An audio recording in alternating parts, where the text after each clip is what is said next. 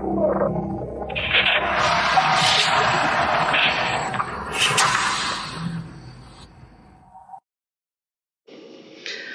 preppers, welcome to the Prepper Podcast. This is episode 2 and we are here with my partner in crime and fiance, CeeJay. So a lot of people have asked me on questions, on comments and stuff like that is about how you get your partner on board with prepping. Because a lot of people have the same issues I used to have where the partner's just not with it completely, and it's how you try and convince them that you're not completely mental and wearing a tinfoil hat. I'm not sure I've done that, but so yeah, CeeJay would like to say hello. Hi. There you go. So before you met me, had you heard of prepping? Not really, no. No? No. Nothing like that? No, just tinfoil hat people. Just Crazy people. Crazy people. But have you heard of the term? You heard the term? Yeah. What did you think that entailed then? Gather food for the end of the world.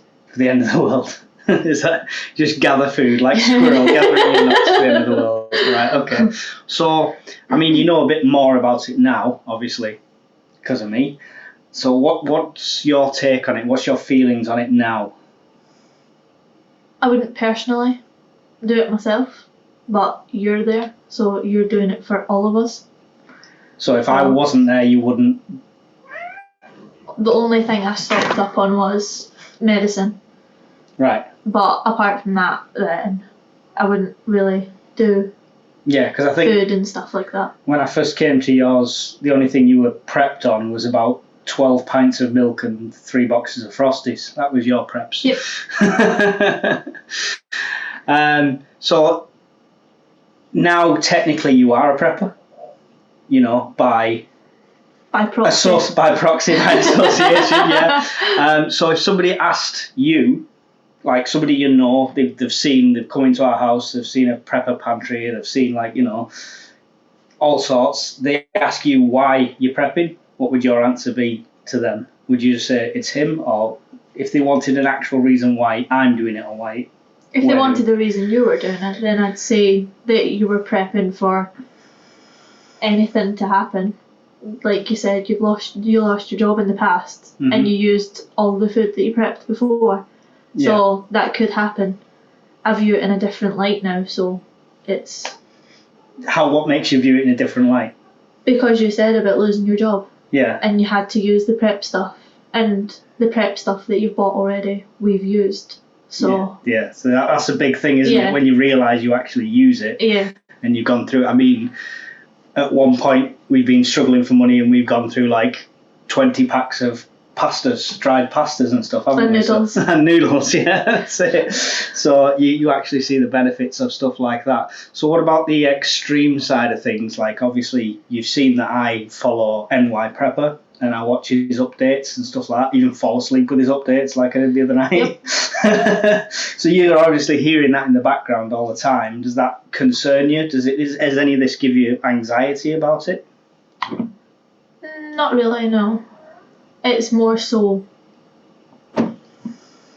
your thing, not that I'm not fully on board with it in the sense that I'm not stopping you. It's your thing, but I personally wouldn't do it. I wouldn't go watch these things. I don't listen in.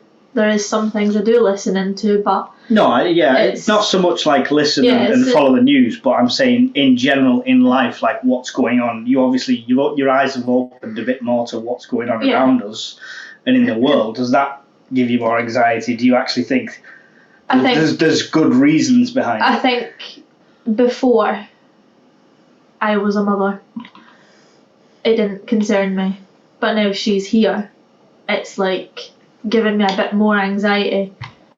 But yes, it's hard to explain, but yeah, it's more anxiety because she's here now. So as an outsider or as a non-prepper now newly coming into this, what would you say? You've seen all the different stuff I report on, you've seen the different stuff I follow, the stuff going on in the world. What would you say is the biggest risk to our current way of life? Like, what do you think, if we're prepping for something, what's the most likely thing to happen that you don't want to happen but could potentially happen? I mean, you go on about solar flares and those emissions and stuff, and that's what gives me more anxiety, because you constantly go on about the Carrington event and stuff like that. Yeah, that's just because the recent sunspots. Yeah, so you go on about stuff like that, and then it's like 2 days later, then you'll go on about there's this war and stuff, and then so it's two sides. Yeah. But I think the thing that's more likely to happen to us now would probably be the blackouts and stuff like that. Power outages, yeah. No matter what that's called, whether that's a flare or whether that's a knock-on effect from the war.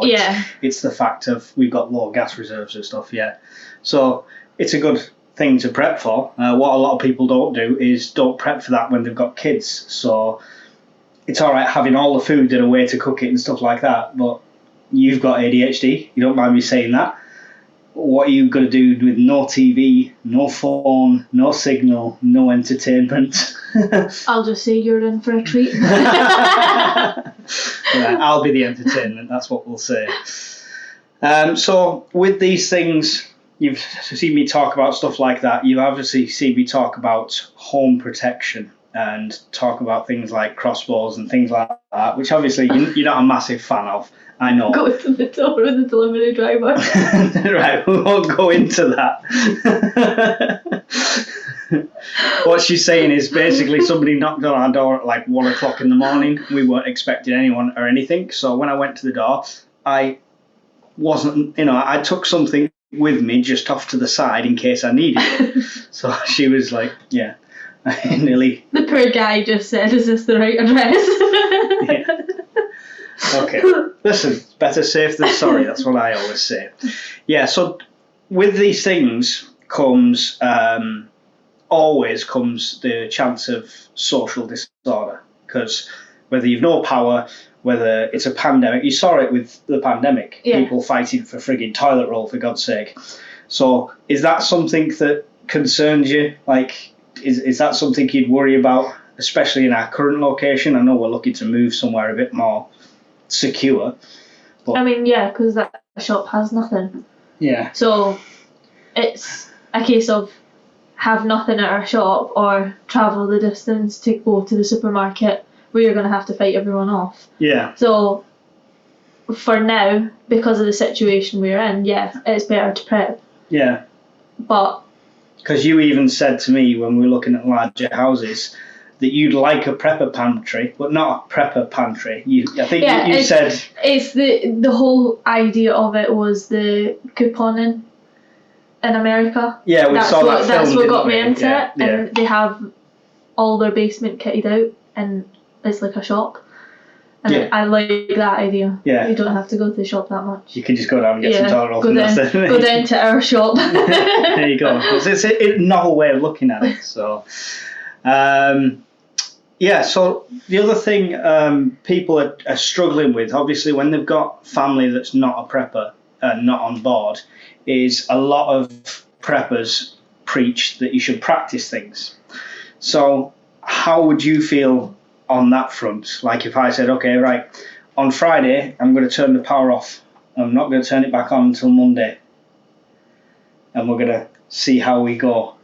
Yeah, that's something you'd do, to be honest, anyway. I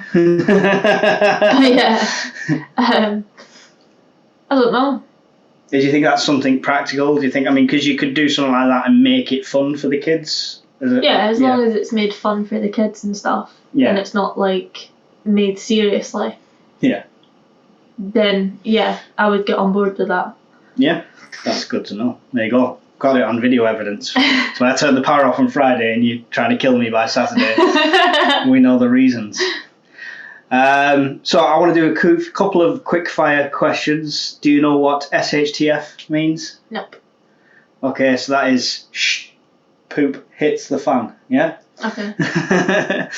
Do you know what Teotihuacan is? Nope. No. The end of the world as we know it. Yeah. So that refers to anything like power outage, social disorder, economic collapse, all that lot. So, the one last thing I would want to ask you is, well, actually, before I ask you that, is there anything you want to air about it? Is there anything you want to ask about it? Anything? No, I don't think so. No. No. It's nothing like a proactive I'm here person. against my will. Don't say that. People will be coming. Jesus. No, but genuinely, like, I'm prepping and I'm doing what I think's best. It's good to get your input as well. I mean, so we'll go to the question I was going to ask, which is technically part of that. If it's on you, if money's not an object, what would the next prep that we do, what do you think that should be? Like, a prep is like obviously a prepper pantry or Faraday cage or, all these different things, or weaponry, etc. What would you say? Obviously, if we're moving and we've got more room in a bigger house, what would you want? What would be our next prepping steps be? Probably more food. More food? Yeah. Yeah. Because obviously we've been using it as well. Yeah. So. But it's good to use it. Yeah, but what I mean is, like, we're going through the stuff that we like, so we have the stuff that's like there to be eaten, and you know what I mean. But we're eating all the stuff that we like, so I think the next thing is just stock back up on all the food that we're eating. Yeah, we try to maintain a good level, but you're saying that should be a larger stockpile, is what you're saying. Yeah, fewer trips to the supermarket. Yes. Yeah. Okay, cool. Well, I think that's about it. It was just a quick run through. So, you still think crazy tinfoil hat people? No. No? Not as much. No? Sometimes you go a bit overboard. With what? Just talking about stuff. Fixate on things, Fixate on, like, just weird things. Like, oh, I need this for this. And I'm like, okay. But you do. You need. This is the things you've got to fixate on. I know, but like the other night at like 2:00 in the morning, looking for a backpack for me in case we need to bug out. Yeah, well, I've got the main bug out bag. I just thought you'd, trying to get you involved. But 2:00 in the morning when we're trying to go to bed. These things come into my head. What can I say? But yeah, it's good that you support it, even if it is standoffish, but it's nice to know that it's not just I'm supporting you because that's what I'm supposed to do. You are actually seeing the logic behind it. Yeah, because I think it's not that I'm standoffish though. It's I am 100% with it. I know why you're doing it. I know, especially now with the war going on and stuff like that. Mm-hmm.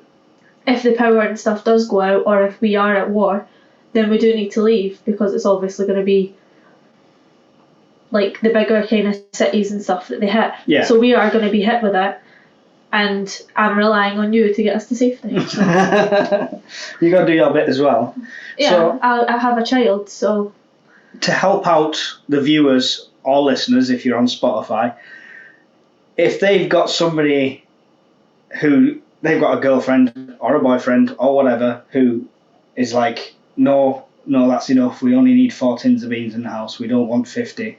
How would you say? What advice could you possibly give them to try and get them on side? I think instead of trying to push them, to just state facts. Yeah. In the sense that, like what you said to me. The first thing you said to me was, the reason I'm prepping is because it's happened before. I lost my job, and we did have to eat that food for a month, 2 months, however long it was. Yeah. So if you're saying to your partner, look, if we could both lose our jobs, we need to eat. What are we going to eat? You're still, if they don't get on board with that, then there is other ways. Just say facts about it. And you say like more easier down to earth scenarios, not than, end of the world. Yeah, but just... rather than make them think you're crazy. Like the way I thought before, because you hear about it. But and the that's crazy ones are the people that don't prep. Yeah, but yeah, what I'm saying is just more reasoning behind it that's more to their degree. Yeah. So they'll understand it more. Then they might get on board. Yeah, I think my advice on a previous video was use the stuff that's already happened. So if you've not had a job loss or anything like I've gone through, then like the pandemic, what happened with that, how quickly the shelves can empty in a supermarket. So it's always good to refer back to things like that. Because them preps that when I lost my job, I wasn't with you, I was with my ex, and she was not for prepping at all. No support there. Well, not no support, but it just wasn't her thing at all. Yeah. But as soon as that month and a half, I think it was over and I got a job and we were able to go shopping, she literally said, thank God you prepped. Yeah. So, I mean, it's not the best way to learn by doing as such, by being put into the fan, but it's good as a reference. Yeah. So, right, I think that'll do then. We'll end it there. Let me know your thoughts in the comments. If you're listening on Spotify, you can pop a question in there as well. If you've got any questions for me or CeeJay, she'll read them as well. So please pop the comments in, and I will see you all in the next video.